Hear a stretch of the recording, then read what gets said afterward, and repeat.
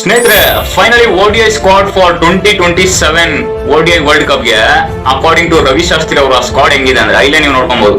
First of all Shubman Gill ಇದ್ದಾರೆ, ವಿರಾಟ್ ಕೊಹ್ಲಿ, ರೋಹಿತ್ ಶರ್ಮಾ, ಮತ್ತೆ Shreyas Iyer, KL Rahul and SSV Jaiswal.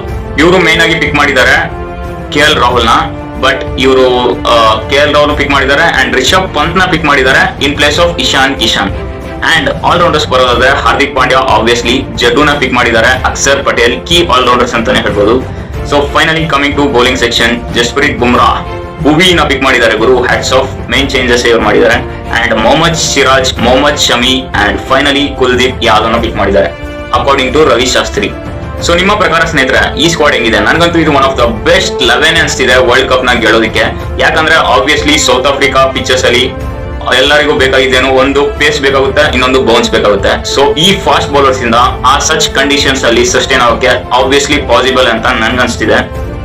ಇನ್ನೊಂದು ಎಕ್ಸ್ಪೀರಿಯನ್ಸ್ ಪ್ಲಸ್ ಯೂತ್ ಎರಡು ಕಾಂಬೈನ್ಡ್ ಆಗಿ ಮಾಡಿದ್ದಾರೆ ರವಿ ಶಾಸ್ತ್ರಿ ಅವರು. ಸೊ ನನಗಂತೂ ಈ ಟೀಮ್ ಪಕ್ಕ ಗೆಲ್ಲುತ್ತೆ ವರ್ಲ್ಡ್ ಕಪ್ ಅನ್ಸ್ತಿದೆ ಸ್ನೇಹಿತರೆ. ನಿಮ್ಮ ಪ್ರಕಾರ ಈ ಟೀಮ್ ನಲ್ಲಿ ಏನ್ ಚೇಂಜಸ್ ನೀವು ಮಾಡ್ತೀರಾ ಅಂತ ಕಮೆಂಟ್ ಮಾಡಿ, ಅಥವಾ ನಿಮ್ಮ ಬೆಸ್ಟ್ 11 ಅಂತ ಕಮೆಂಟ್ ಮಾಡಿ. ಫೈನಲಿ ಈ ಪೇಜ್ ನ ಫಾಲೋ ಮಾಡೋದನ್ನ ಮರಿಬೇಡಿ.